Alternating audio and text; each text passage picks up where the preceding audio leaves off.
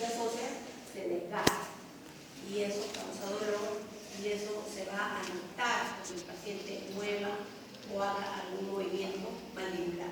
Quiere decir, cuando abra la boca va a haber una desviación de esta apertura, no va a abrir en forma vertical, es decir, no va a partir en medio, superior y inferior, sino que se va a desviar.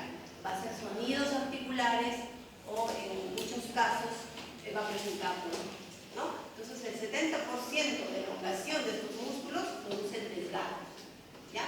El 20% es normal, hay un estiramiento que es pues lo normal, lo que permite los ligamentos, ¿ok? Tienen escasa capacidad de distensión y cuando se distienden se elongan, en algunos casos cuando es un nivel del 30% y se desgarran cuando llega a un 70%, ¿ok? ¿Entendió esa parte? Sí, ¿verdad? Entonces, la forma de darse cuenta de que se han desgarrado es por los síntomas que presenta el paciente, ¿no? Alteración de la apertura bucal, desviación en el momento que abre la boca, dolor, ruidos articulares. La clasificación. Nosotros vamos a tener una clasificación muy simple de ligamentos. Tenemos ligamentos principales y ligamentos accesorios, ¿ya? Esos son los ligamentos de la arteria. Porque cuando se les pregunta quiénes conforman los ligamentos de la arteria, los ligamentos principales y accesorios. ¿Quiénes son o cuáles son los ligamentos principales?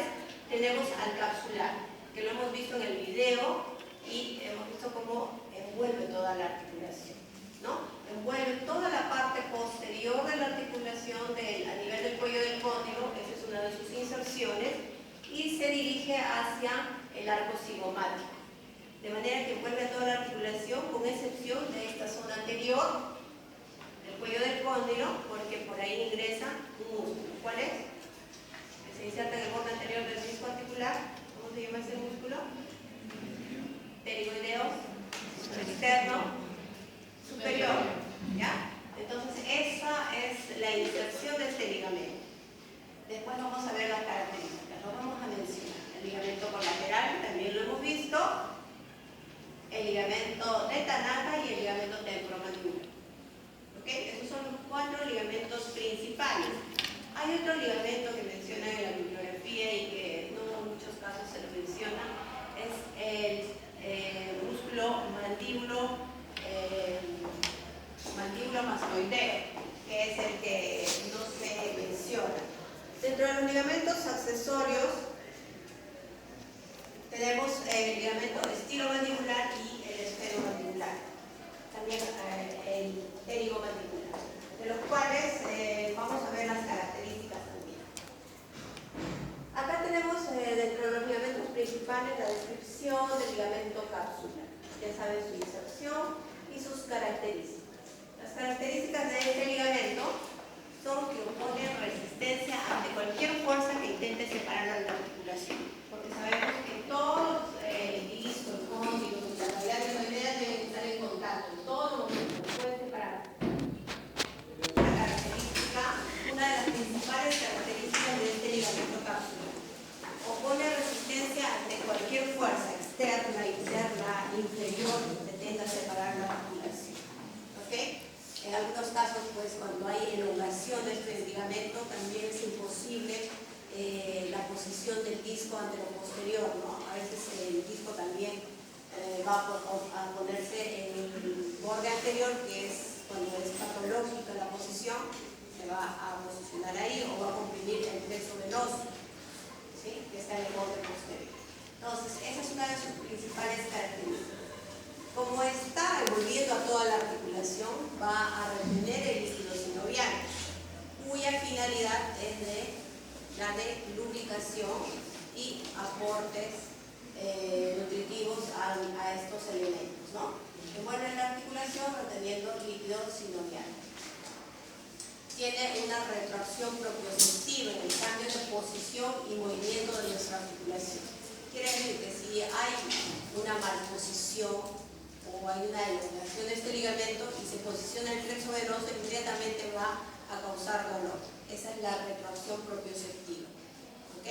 Propiocepción quiere decir sensibilidad.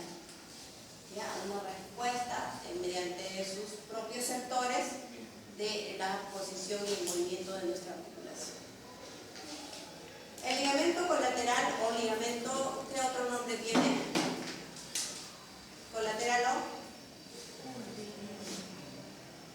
discal, ¿ya? Colateral o discal. Este ligamento colateral o discal va a tener su inserción, ya saben ustedes, en los bordes externo e interno del disco articular, ya que en el borde anterior y posterior están insertados los ligamentos y las láminas retrodiscales.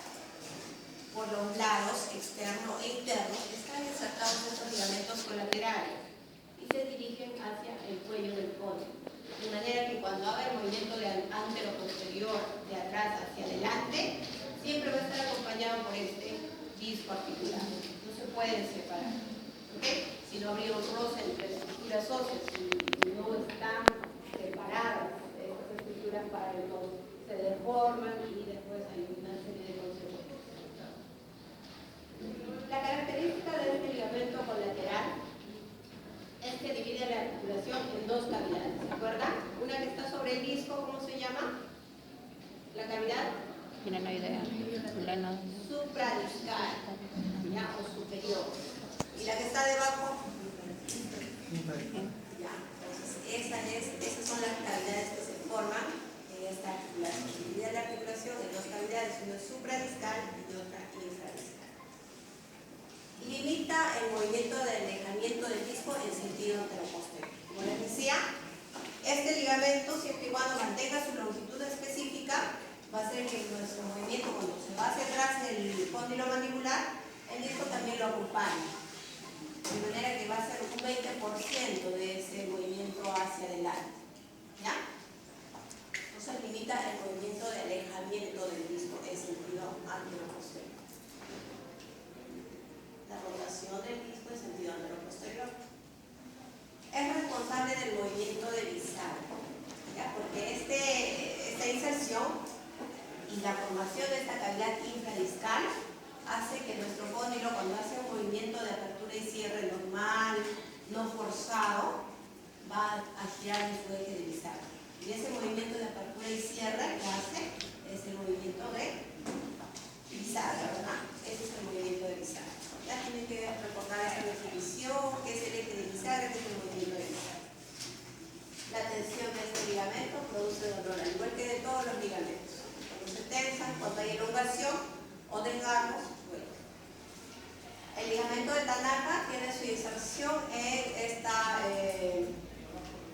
superficie ósea superior y une al disco, a esta superficie ósea del temporal. Esa es su inserción y también tiene un movimiento, una función, una característica parecida al ligamento discal. Permite la rotación del disco en dirección antero-posterior. El ligamento temporomandibular tiene dos haces, ¿okay? Uno oblicuo y uno horizontal, que está por debajo. Externo, un oblicuo, interno, un horizontal. Las características del haz externo oblicuo. Evita la caída del cóndilo, que el cóndilo se vaya hacia atrás o hacia abajo, ¿verdad? De manera que se separan las estructuras. Limita la amplitud de la apertura bucal. Gracias a este ligamento nosotros vamos a abrir como máximo 60 milímetros, ¿no? Y cuando veamos un paciente podemos calcular eso metiendo estos tres deditos, índice, medio y anular, entre los bordes incisales. Esa es la cantidad que debe abrir un paciente. La amplitud de la apertura bucal limita la rotación del disco también, la rotación del cóndilo, porque es el cóndilo que está controlado por este ligamento. Y el haz interno horizontal, este sí, por su inserción en esta zona del cóndilo mandibular, va a evitar que el cóndilo se vaya hacia atrás, hacia esta parte muy sensible, vascularizada, que ustedes ya conocen, ¿no? Que son las láminas retrodiscales y esto que está en medio, que es el cojinete retrodiscal o el plexo venoso. Ya, protege entonces al cojinete retrodiscal y también al músculo del glúteo externo superior.